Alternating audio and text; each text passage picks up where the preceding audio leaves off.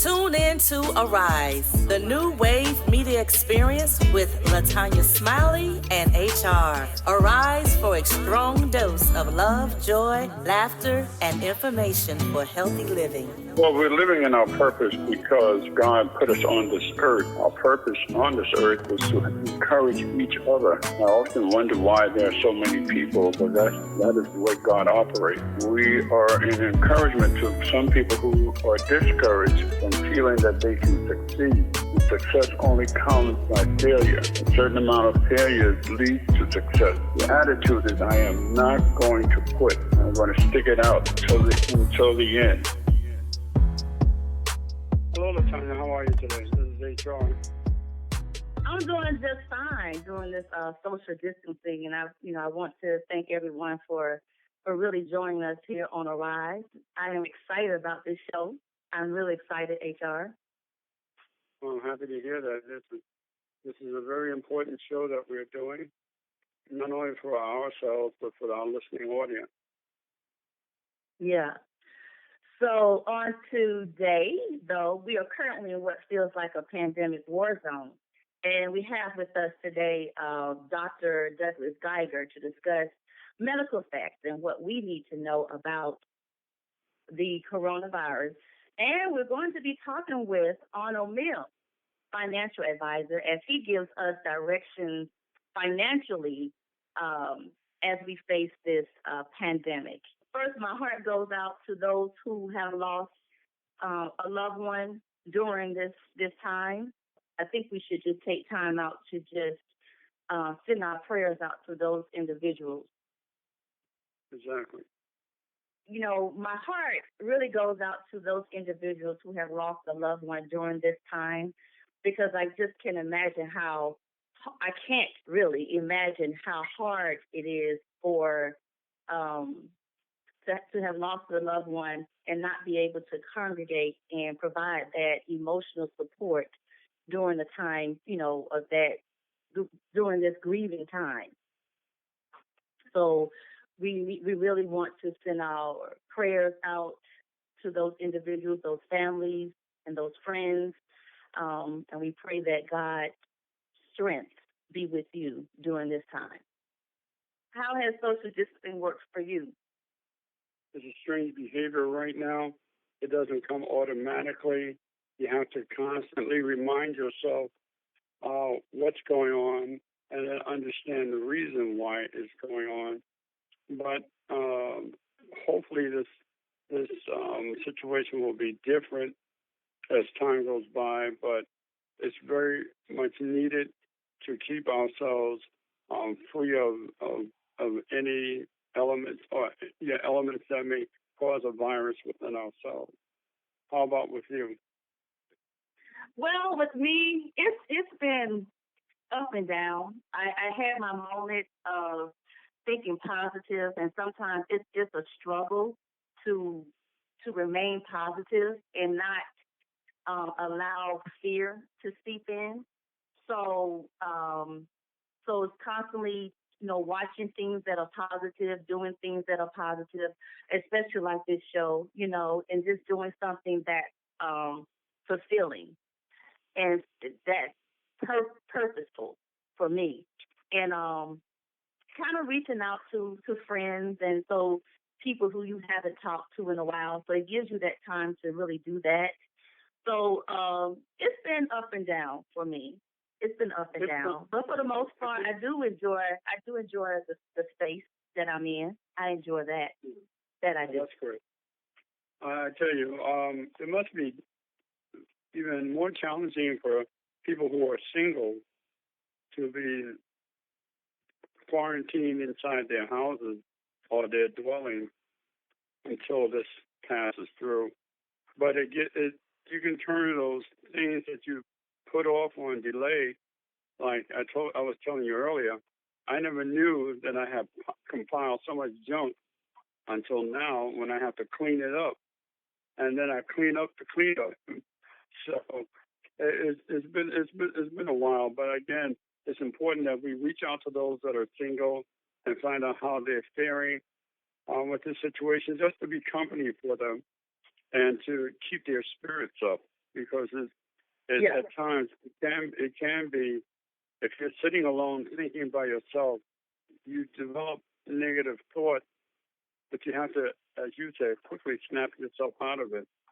Yeah, so it has its ups and downs. It has its ups and downs, but I just, again, my prayer is, when this is over, that people, when I say people, that's myself also, just kind of don't forget about this moment.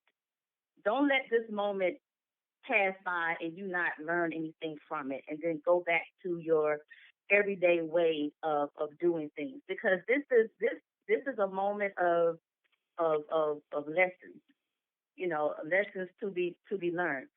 So, that's why so just kind of like, just don't let this pass by. Look at it as an opportunity to grow, to be better, to love better, and, to do better. I guess the key word is to be better. To be better. You said it enough times. Better. I like that song. But on a more positive note, there have been so many different explanations as to why things are the way they are. So now next we're going to be speaking with Ron Mims to try to break some of this panic during the pandemic as it relates to our finances, and give us some directions on really what we should do right now with our finances and our investments. Okay. Well, fantastic. Well, first, I again, my name is Ron Mims, and I'm an investment advisor rep, and we talk about one of the biggest things when I'm talking to clients or doing seminars is about understanding what's going on, and I talk about stopping financial illiteracy because again, most fear comes from not knowing, and while we're not we can't predict the future.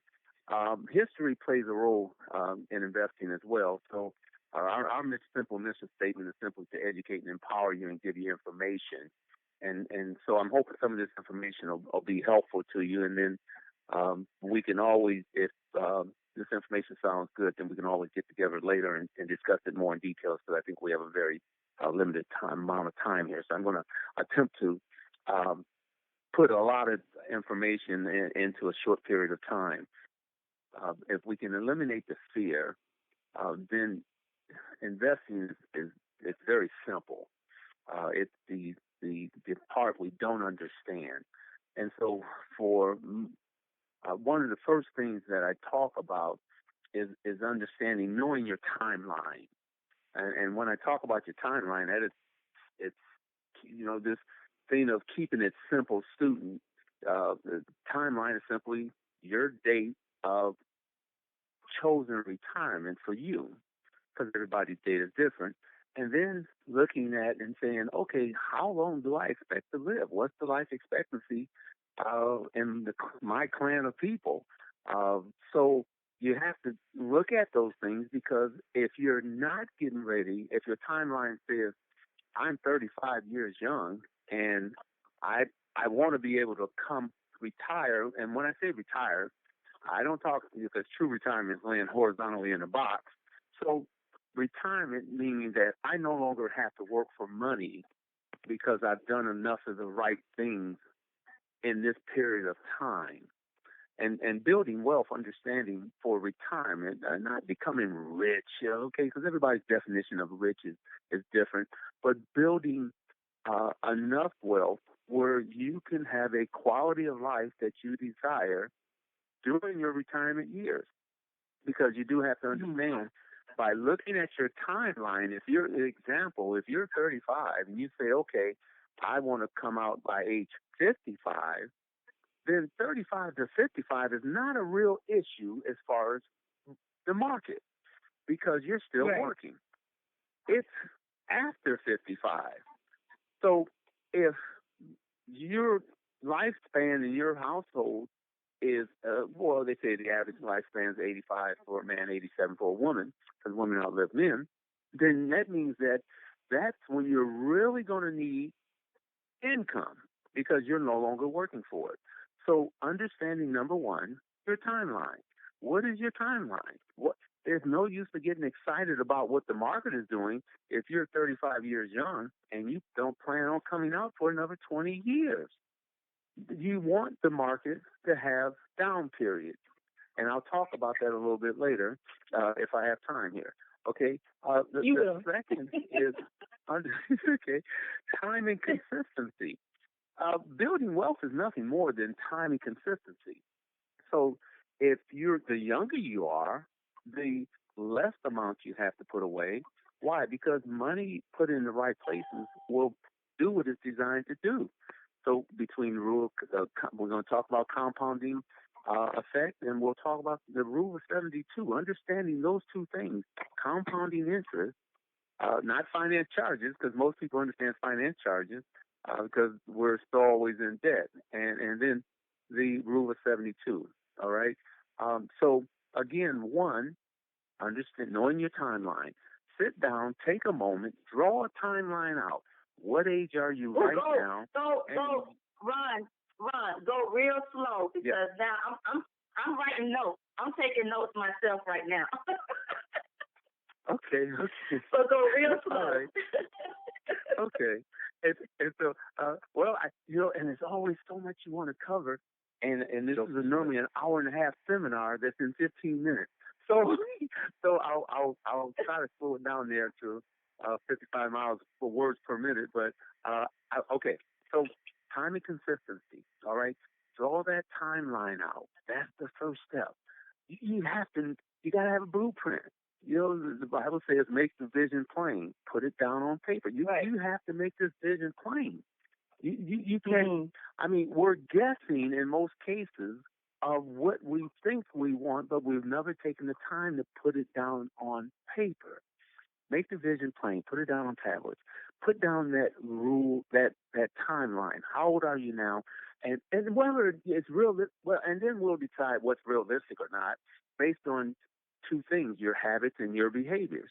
So there's a lot of things going into building wealth. Understanding your timeline, knowing your timeline, habits and behavior, time and consistency, they all change because what I found out in 21 years of doing financial services is that if it's not important to you, then you're not going to change the habits and behaviors. And if your habit is to spend, then the habit of saving is never entered. And if you never learned the habit of saving, it's going to be really challenging to become an investor. Okay? Yes. But it's not impossible. I just said challenging, but not impossible. Just like losing weight. It can be challenging. And after this this virus thing we're in, and everybody's in the refrigerator, you want to change some habits and behaviors again. Ron, can I say this? And that is, is it hard for them to start thinking about investing and saving during this time when people are losing their jobs now and people have small businesses, they are they have to close their business, although they are getting a small business loan. We're going to talk about that later. But is it, how can they think about investment during this time?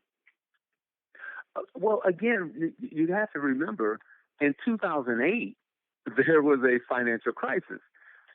In the year 2000, Y2K, you remember that for those who are old enough? Yeah. Exactly. Well, okay. There was a panic in there. And I'll be 65 this year. I remember the gas prices, and I think, oh my God, I can't even think what year that was where you had to line up for gas based on your tag. So history is going to do what it's designed to do. That doesn't have to change what you're doing. Yes, you'll make adjustments. Now, let me throw in this one part. You have to understand your balance sheet. And when I talk about a balance sheet, again, putting things on paper, making the vision plain, you got to put it down. What is your balance sheet? Okay, your balance sheet consists of your income, expenses, assets, and liabilities. I don't care what your occupation is, religious, sex, creed.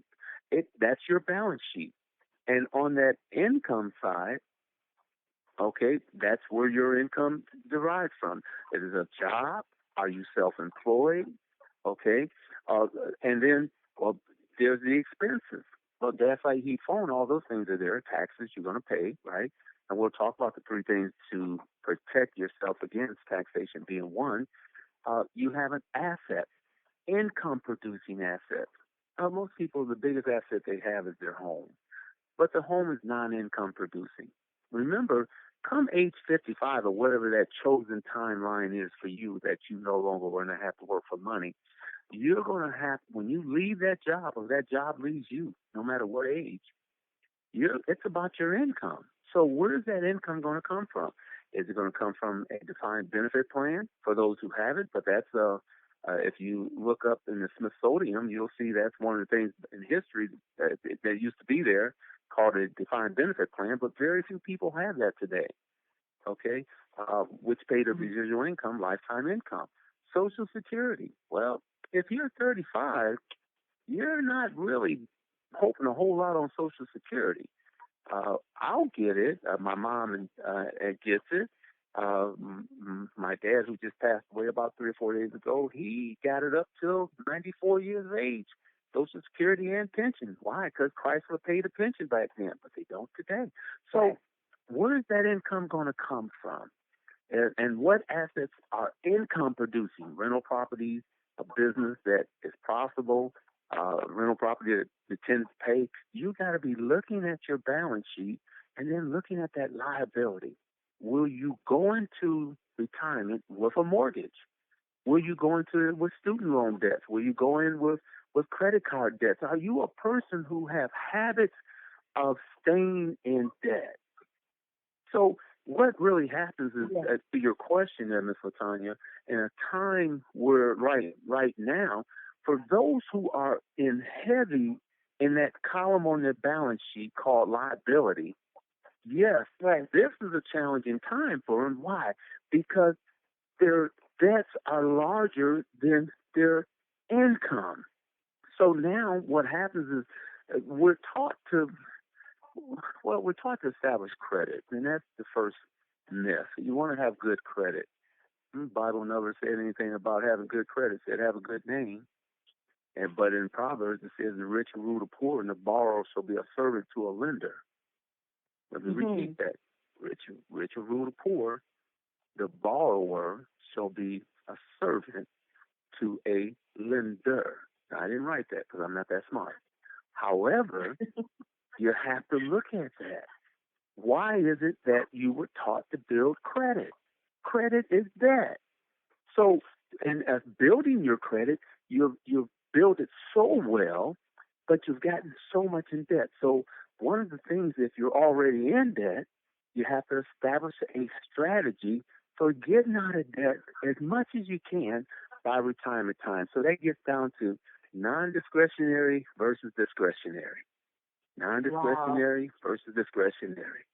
What things must I pay and what things I really don't need? So if you're real serious and have a strategy in place, and we do a free financial needs analysis to help you put some tools together, a strategy in place on paper, okay, it's a free charge service, and you have to understand, number one, when is my debt freedom date? Number two, how much is this debt going to cost me? And can I get out of debt ahead of schedule? And you have to have a just like when you decide to go on I call it expense management, a diet. We hate diets, but as soon as you decide to go on a diet, you want to eat everything. But you first have to make that decision. I need to reduce the liability part of my balance sheet. Okay, I don't have extra income coming in. So what things are discretionary and what things are non-discretionary? Well, cable TV really could be a discretionary expense. So now you back up into the expense column. I don't know. Do you have to have 5 cell phones? I don't know. You have to look at your Right. expenses and see what things are necessary and what things, if I really want to start getting out of debt faster, that I can free up money on things that I don't necessarily need to have. Okay, but I might have to drop the gym membership, which can't go to the gym right now anyway, so it's a good thing, right? And while you're reducing those expenses, have a strategy for getting out of debt faster. So, is right now a good time to invest? Well, yes. And should I be concerned about my income? Well, you should always be concerned about your income because understand in that balance sheet of income expenses, assets, and liabilities, the money that's in your 401k, understand your 401k is not an asset. Okay, let's establish that. It's a vehicle. It's a type of a vehicle. Whether it's a 401k or 403b, whether it's annuities, whether it's a Roth IRA, traditional IRA, those are just different types of vehicles. They don't do anything on their own. It's like a car with no gas. So in that column, the first thing you look at and you say, okay, what kind of income producing assets am I using? Now, most of you are either using stocks, bonds, CDs, or mutual funds. So and those are the assets that will produce the income. How much of those income producing assets, called your financial independent number, should I accumulate by the time of my chosen retirement age so that I can have enough income coming in? Okay, and then we'll get into some other strategies of protecting that income, but I don't have enough time for that right now. So again, number one, you have to understand your timeline. What's my timeline? Number two, understanding the time and consistency. Number three, get your balance sheet put down on paper. What's discretionary versus non-discretionary expenses? Find out, can you reduce expenses? Yes, it might hurt because you were used to doing this and you were but when the income is good, top line income is always good, then you're more careless. Now everyone's taking a real good look at the expense column because, well, income is being challenged. So, yes. and because debt is still there, man, most of your income is going down to pay debt before you get to expenses in most cases, and definitely very little gets over to the asset column. So that's some basic fundamental things there. Understanding the rules. And I think, Ron, hold on. I think this is the principles that you discussed and the strategies that you discussed. It is so it's useful now. It can be used now because it's like we're really forced during this social distancing, this quarantine moment. We're kind of forced to look at our finances and we're kind of like separated from the stores and we're not purchasing those things that we really didn't need in the first place. So this is really a good time for you to go back and evaluate. As a matter of fact, I did that. I was doing that. I went back and I actually just started looking at my credit and I started looking at, okay, well, I called up my, pulled up my credit and found out, what was poor in my credit, and I paid. As a matter of fact, I ended up paying something off and trying to build up my credit during this time. Mr. Mims, can I ask you a question before you answer that? Yes. Your program is set up for people that are mainly young, but what type of program are there available for senior adults? Okay, that's an excellent question, sir. I call it my mature audience because what happens now is for these under 55, not a real concern.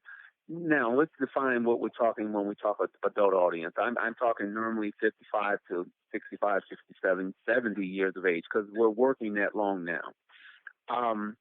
What happens is that if the rule of thumb is when you're about 2 years outside of retirement, So changes should already have been made inside your 401k. And in the very beginning, 35 years young, you can be, aggressive as you want to be, and you really don't have to be aggressive to make money. Money, just so that you understand, it's a myth. You don't have to be an aggressive investor to make your money build wealth. You just have to understand the rule of 72.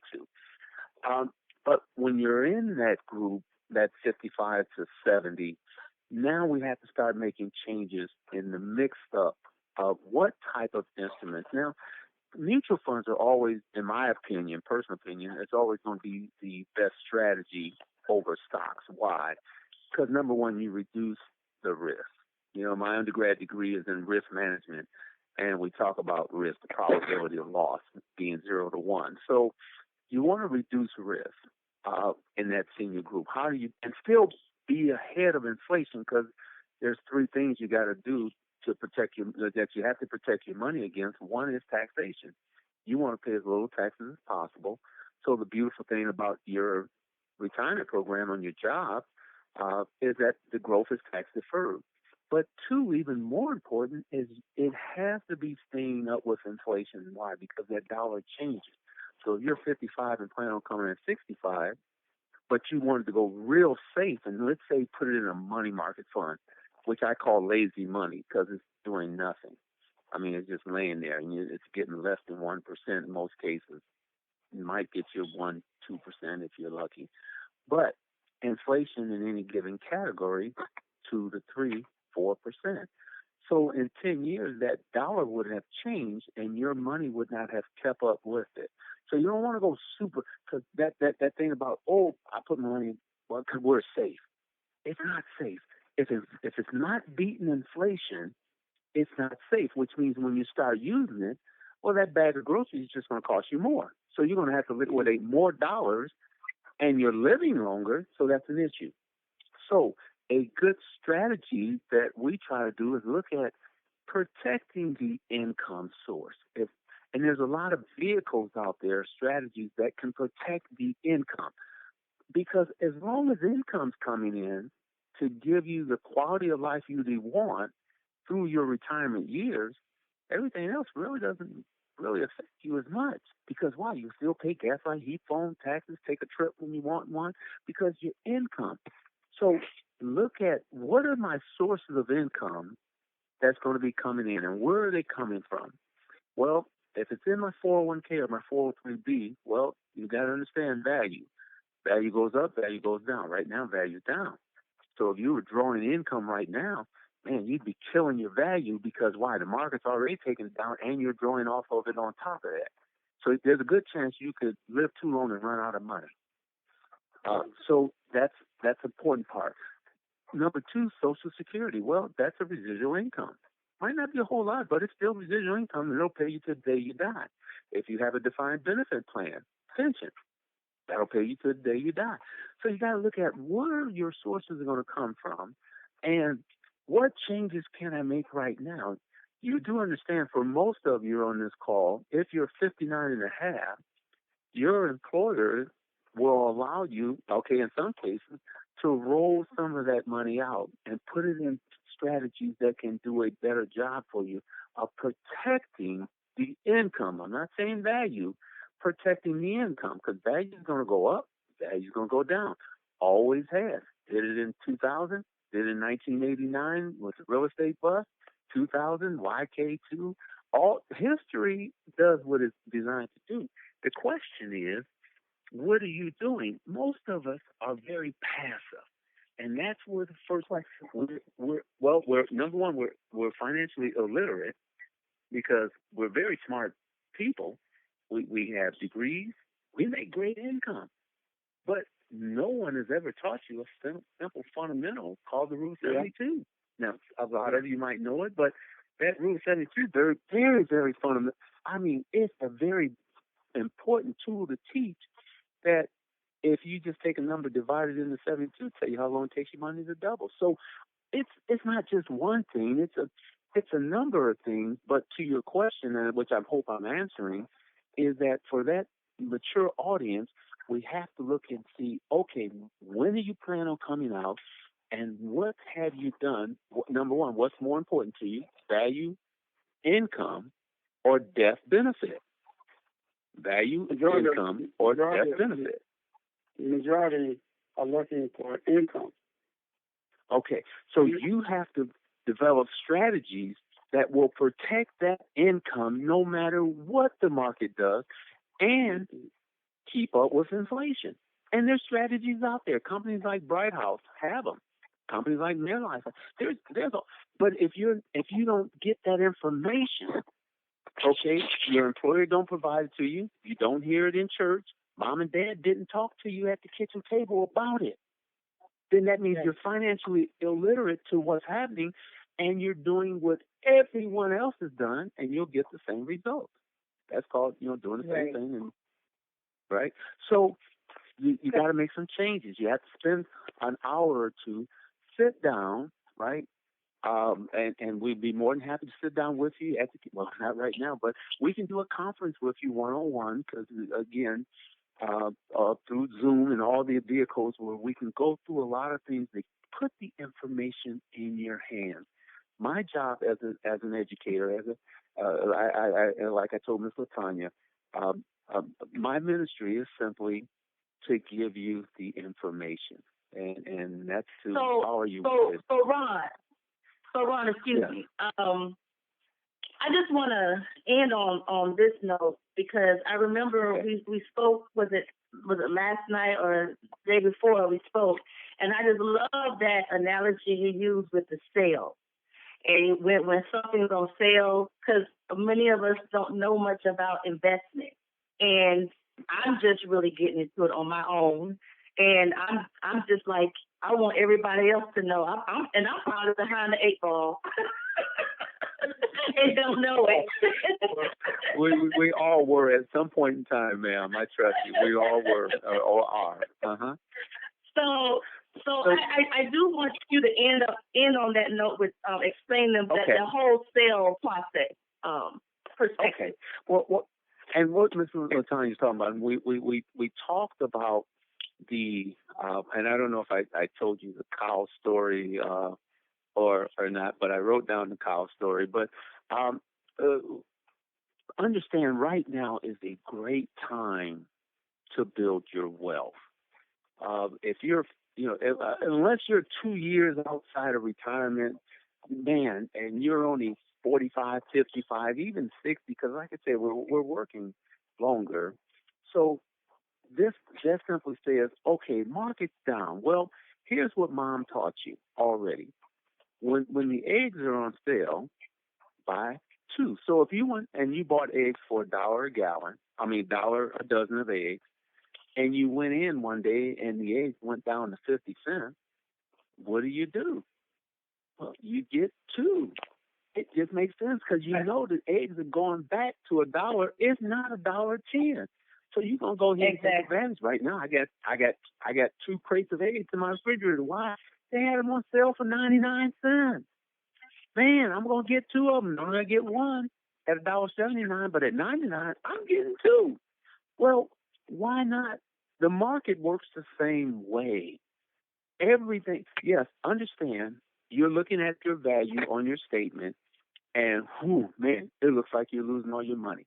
But you're not looking at the number of shares. If you have 1,000 shares, you still have 1,000 shares. Now, it's just whether or not those shares are at 99 cents or $1.79, but you're still 1,000 shares. So that means that when those eggs drop down to 99, when those shares drop down to $10 and they've been at 20, buy more shares. Keep putting the same amount. At least put in what you've been putting in if you still can. Now, if your income's affected that much where, man, you got to cut off everything, okay, well, you just have to cut it off for a moment. Or you could look at discretionary expenses and say, you know what, I'm not going to stop my putting into my program because now where everything was costing me $1, I'm getting it at 25 cents for that same $100 I put in every month. I'm buying 4 shares instead of 1 share. Let me just reduce my discretionary income or expenses. So that means that the things I was blowing money on now you take a better look at it. Now, if you can't, just stop it temporarily, but don't pull your money out because the loss is only on paper. It's an unrealized loss. Just like a year ago, man, you were dancing on a cloud. Why? Because the eggs were at $2 a dozen, and you had 100 cartons of eggs, and man, you were wealthy. Only on paper. It was only on paper because you didn't pull the money out. You only 35, 45, 55. You're not pulling that money out yet. So, man, don't stop doing what you were doing. That's the time and consistency. But fear sets in, and he says, my people perish for a lack of knowledge, information. Fear is simply not having enough information. My job is to give you enough information so you can make a sound decision. Whatever decision you make, but at least have the information. So that thing of price, when prices are down, you've been buying a nice pair of shoes, and you bragged to everybody about those shoes you spent $100 on. I bragged to everybody about those shoes that cost $100, and I got 2 pairs because they were on sale for $50, which is what I do. I wait till those shoes are on sale right around the age they're going to drop on. I'll buy 2 pairs. Why?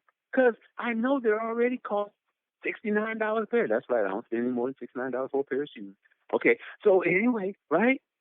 But so once you develop that mindset and you create those habits and behaviors, everything gets down to your habits and your behavior, and then getting the information, and which will help you change your habits and your behavior. So I hope that answered the young man's question. It did. I hope I answered your question, sir.